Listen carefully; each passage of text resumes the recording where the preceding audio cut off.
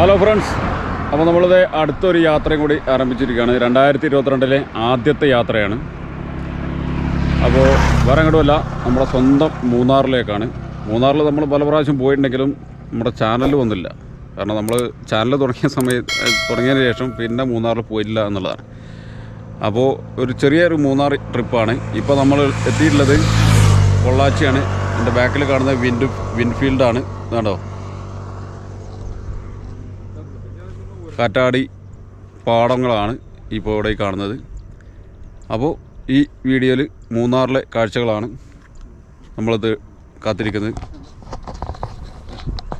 അപ്പോൾ ഈ യാത്രയിൽ നമ്മുടെ കൂടെ ഉള്ളത് നമ്മുടെ സജീവേട്ടുണ്ട്, പിന്നെ ഗിരീഷ് ഒന്ന് പോരാൻ തോന്നിയുകൊണ്ട് 2 ഗിരീഷുണ്ട്, പിന്നെ നമ്മുടെ ജോബിയുണ്ട്. അപ്പോൾ ഞങ്ങൾ 5 പേരാണ് ഈ യാത്രയിലുള്ളത്. അപ്പോൾ നമുക്ക് കാണാം ഈ വീഡിയോയിലെ ബാക്കി മൂന്നാറിലെ കാഴ്ചകൾ. 2022 ജനുവരിയിൽ എന്താണ് മൂന്നാറിലുള്ളതെന്ന് നമുക്കൊന്ന് പോയി നോക്കാം.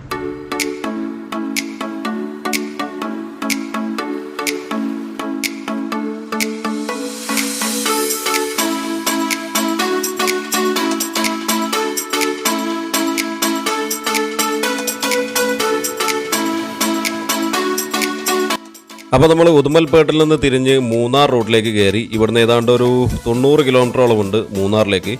ഇന്ന് നമ്മൾ പക്ഷേ മൂന്നാറിലേക്ക് പോകുന്നില്ല, ഇന്ന് നമ്മൾ കാന്തല്ലൂർ ഹാൾട്ട് ചെയ്യും. അപ്പോൾ ഈ വീഡിയോ ഒരു പക്ഷേ കാന്തല്ലൂർ വരെ ഉണ്ടാവുള്ളൂ. അടുത്ത വീഡിയോ ആയിട്ടായിരിക്കും മൂന്നാറിലെ കാഴ്ചകൾ വരിക. അതുപോലെ ഇവിടുന്ന് ഒരു 10-24 കിലോമീറ്റർ പോയിട്ട് നമുക്ക് അമരാവതി ഡാം ഉണ്ട്. ആ ഡാമിൻ്റെ കാഴ്ചകൾ അവിടെ നിന്ന് ഇറങ്ങിയിട്ട് കാണണം. അതുകൂടി ഒന്ന് കാണിച്ചു തരാം. അപ്പോൾ ഇതാണ് അമരാവതി ഡാം. അമരാവതി നദിക്ക് കുറുകെ നിർമ്മിച്ച, പ്രധാനമായും കൃഷി ആവശ്യത്തിന് വേണ്ടി നിർമ്മിച്ച ഒരു ഡാമാണ് ഈ അമരാവതി ഡാം. നമ്മൾ ഈ മൂന്നാർ റോഡിൽ നിന്നൊരു ചെറിയ ഡീവിയേഷൻ എടുത്തു കഴിഞ്ഞാൽ 2-3 കിലോമീറ്റർ മാറി പോന്നു കഴിഞ്ഞാൽ നമുക്ക് ഈ അമരാവതി ഡാമിലെത്താം. 1957 അന്നത്തെ മദ്രാസ് സംസ്ഥാനത്തിൻ്റെ മുഖ്യമന്ത്രിയായിരുന്ന കാമരാജറുടെ കാലഘട്ടത്തിലാണ് ഈ ഡാം കമ്മീഷൻ ചെയ്യുന്നത്.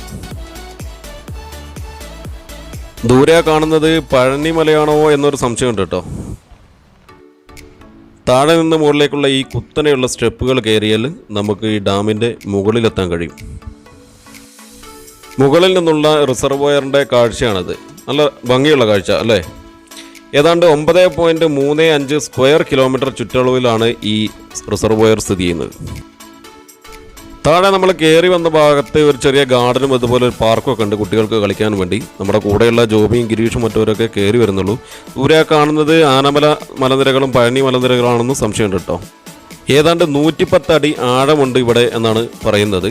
അതുപോലെ ഏറ്റവും പ്രധാനപ്പെട്ട കാര്യം, ദക്ഷിണേന്ത്യയിൽ ഏറ്റവും കൂടുതൽ വന്യപ്രജനന മുതലകൾ കാണപ്പെടുന്നത് ഈ റിസർവോയറിലും അതുപോലെ ഇതിലേക്ക് ഒഴുകുന്ന നദികളുടെ ഭാഗത്തുമാണെന്നാണ് പറയുന്നത്.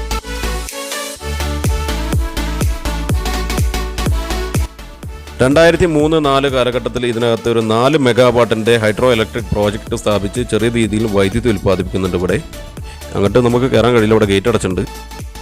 അപ്പോൾ അമരാവതി ഡാമിൻ്റെ കാഴ്ചകൾ കണ്ട് ഞങ്ങൾ വീണ്ടും യാത്ര തുടരുകയാണ്. ഇപ്പോൾ ഞങ്ങൾ പോകുന്നത് ഈ വനപ്രദേശം എന്ന് പറയുന്നത് ആനമല ടൈഗർ റിസർവാണ്. നമുക്ക് ആദ്യം ഒരു ചെക്ക് പോസ്റ്റ് ഉണ്ടായിരുന്നു, അവിടെ വിവരങ്ങൾ, ഫോറസ്റ്റ് ചെക്ക് പോസ്റ്റ്, അവിടെ വിവരങ്ങളൊക്കെ രേഖപ്പെടുത്തിയിട്ടാണ് നമ്മൾ യാത്ര തുടരുന്നത്. അടുത്ത നമ്മുടെ ലക്ഷ്യം മറയൂരാണ്.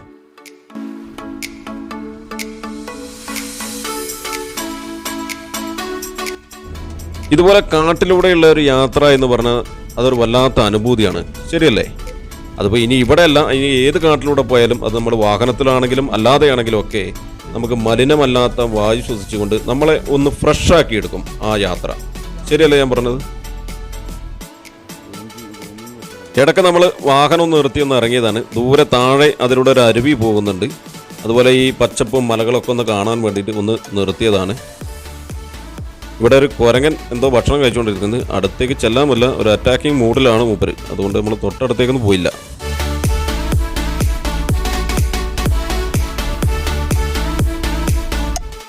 അപ്പോൾ ഞങ്ങൾ മറയൂർ കാന്തല്ലൂർ റൂട്ടിലുള്ള മുനിയറ കാണാൻ വേണ്ടിയിട്ടാണ് ഇപ്പോൾ ഇവിടെ എത്തിയത്. ഇവിടെ ഈ പാറപ്പുറത്ത് ഇവിടെ നിന്നുള്ള കാഴ്ചകൾ കണ്ടോ, ആ മേഘങ്ങൾക്കിടയിലൂടെ സൂര്യപ്രകാശമൊക്കെ വരുന്ന ഒരു കാഴ്ച. ഇവിടെയാണ് കുറച്ച് മുനിയറകളുള്ളത്, അത് കാണാൻ വേണ്ടി ഇവിടെ ഇറങ്ങിയത്. ഇതാണ് ഇവിടുത്തെ മുനിയറകളിലൊന്ന്. ക്രിസ്തുവിനും 10,000 വർഷങ്ങൾക്ക് മുമ്പ് ശിലായുഗത്തിൽ ജീവിച്ചിരുന്ന മനുഷ്യർ അവർ മരിക്കുമ്പോൾ അവരുടെ മൃതദേഹം മറവ് ചെയ്യാൻ ഉപയോഗിച്ചിരുന്ന ശവകുടീരങ്ങളാണ് ഈ യഥാർത്ഥത്തിൽ മുനിയറകൾ എന്ന് പറയുന്നത്. ഇവിടെ ഇത്തരത്തിലൊരു കുറച്ച് മുനിയറകൾ ഈ മറയൂർ ഭാഗത്തുണ്ട്. 4 ഭാഗത്തും മലകളോട് കൂടിയ ഒരു പ്രദേശമാണ് ഈ മറയൂർ എന്ന് പറയുന്നത്. ഇവിടുത്തെ ഈ മറയൂരിൻ്റെ ഒരു ചരിത്രം പരിശോധിച്ച് കഴിഞ്ഞാൽ 18-ാം നൂറ്റാണ്ടിൽ മധുര രാജാവായിരുന്ന തിരുമല നായ്ക്കരെ ടിപ്പു സുൽത്താൻ ആക്രമിച്ച് കീഴ്പ്പെടുത്തിയോടുകൂടി ആ ഭാഗങ്ങളിലുള്ള ജനങ്ങൾ ഇങ്ങോട്ട് കുടിയേറി പാർത്തു എന്നും അവരിവിടെ മറയൂർ, കാന്തല്ലൂർ, കീഴാന്തൂർ, കരയൂർ, കോട്ടക്കുടി തുടങ്ങിയ 5 ഗ്രാമങ്ങൾ സ്ഥാപിച്ചു എന്നും ഈ 5 ഗ്രാമങ്ങളോടും ചേർത്ത് 5 നാട് എന്ന് വിളിച്ചിരുന്നു എന്നൊക്കെ പറയുന്നത്. അവരുടെ സംസ്കാരവും ആഘോഷവും ആചാരങ്ങളും ഒക്കെ ഈ മണ്ണിൽ ഇന്നുമുണ്ട്.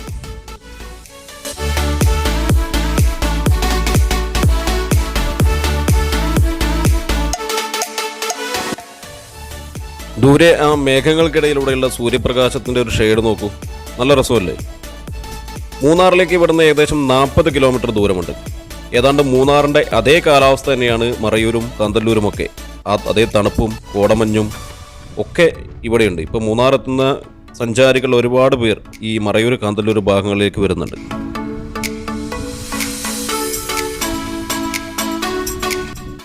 ഇവിടുത്തെ മറ്റൊരു മുനിയറയുടെ ഉൾവശമാണ് ഈ കാണുന്നത്.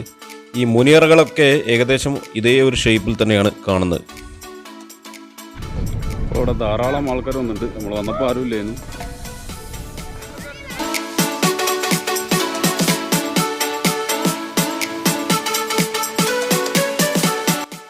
മുനിയറയുടെ കാഴ്ചകൾ കണ്ടു കഴിഞ്ഞ് നമ്മൾ എത്തി നിൽക്കുന്നത് കാന്തല്ലൂരുള്ള ഒരു ഫാമിലാണ്. ഒരു ബാബുച്ചേട്ടൻ്റെ ഫാം എന്നാണ് ഇത് പറയുന്നത്. ഇവിടെ ഇപ്പോൾ പഴവർഗ്ഗങ്ങളൊക്കെ കുറവാണ്. പ്രത്യേകിച്ച് സീസൺ കഴിഞ്ഞു. ഓറഞ്ചുകൾ സീസൺ അവസാനിച്ചു തുടങ്ങി എന്നാണ് പറഞ്ഞത്. കുറച്ച് ഓറഞ്ചുകൾ ഉണ്ടെന്ന് പറഞ്ഞു. അതുപോലെ ആപ്പിൾ ഉള്ള ഫാമാണത്. പക്ഷേ ആപ്പിൾ ഇപ്പോൾ ഈ സീസൺ അല്ല എന്ന് പറയുന്നുണ്ട്. അപ്പോൾ നമുക്ക് ഇവിടുത്തെ കാഴ്ചകൾ, ഇവിടുത്തെ കുറച്ച് ഓറഞ്ചുകളുണ്ട്. അപ്പോൾ ഈ ഓറഞ്ചിൻ്റെ സീസൺ അവസാനിക്കുകയാണെന്നാണ് പറഞ്ഞത്. അപ്പോൾ അല്ലെങ്കിൽ നിറയെ ഓറഞ്ചുകളുണ്ട്. പിന്നെ ആപ്പിളിൻ്റെ സീസണുകളിൽ ഒരു ജൂലൈ, ഓഗസ്റ്റ്, സെപ്റ്റംബറിലൊക്കെ ആപ്പിളുകളും ഉണ്ടാവും എന്നൊക്കെയാണ് ഇവിടുന്ന് നമുക്കത് കാണിച്ചു തരാമെന്ന ആൾ പറഞ്ഞത്.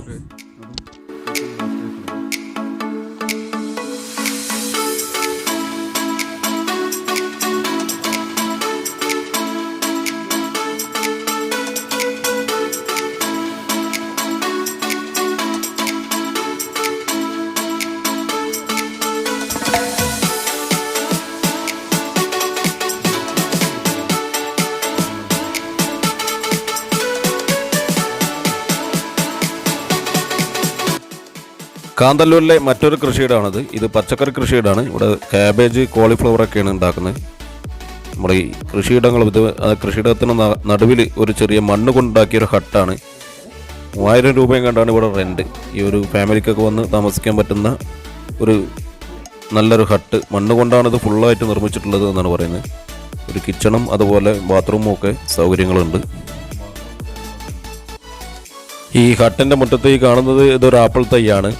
ഇവിടുന്ന് ഈ മുറ്റത്തു നിന്നുള്ള കാഴ്ചയാണ്. ദൂരെ മലനിരകളും കോടമൂടി കിടക്കുന്ന മലകളൊക്കെ നല്ലൊരു കാഴ്ചയും പ്രകൃതിയൊക്കെ ആസ്വദിച്ച് കഴിയാൻ പറ്റുന്നൊരു സ്ഥലമാണ്.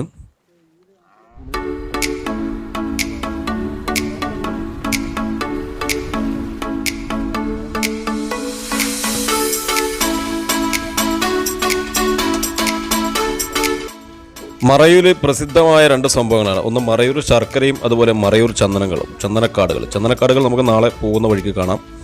ഈ മറയൂർ ശർക്കരയുടെ ഒരു കുടിൽ വ്യവസായമുള്ളത്. ഇവിടെ നിരവധി കുടിൽ വ്യവസായങ്ങളാണ് ഇവിടെ ഈ ശർക്കരയുമായി ബന്ധപ്പെട്ടുള്ളത്. ദൂരെ കാണുന്ന ആ വലിയ പാത്രമുണ്ട്. ആ പാത്രത്തിലേക്ക് കരിമ്പ് ജ്യൂസ് വെച്ച് അതിനടിയിൽ തീ കത്തിച്ച് അത് കുറുക്കിയെടുത്തിട്ടാണ് ഈ ഇത്തരം ശർക്കരകൾ ഉണ്ടാക്കുന്നത്. ഇപ്പോൾ നമ്മൾ എത്തിയ സമയത്ത് ശർക്കര നിർമ്മാണമൊക്കെ കഴിഞ്ഞ സമയമാണ്. കുറച്ച് ശർക്കരയൊക്കെ വാങ്ങി. അപ്പോൾ തൽക്കാലം നമ്മൾ ഈ വീഡിയോ ഇന്നിവിടെ അവസാനിപ്പിക്കുകയാണ്. അപ്പോൾ നാളെ നമ്മൾ മൂന്നാർ പോകും. മൂന്നാറിൻ്റെ കാഴ്ചകൾ നമ്മൾ അടുത്ത വീഡിയോ ആയിട്ട് അപ്ലോഡ് ചെയ്യുന്നതാണ്. അപ്പോൾ ഈ വീഡിയോ നിങ്ങൾ ഇഷ്ടപ്പെട്ടാൽ ലൈക്ക് ചെയ്യുക, ഷെയർ ചെയ്യുക. അപ്പോൾ ഓക്കെ, താങ്ക് യു.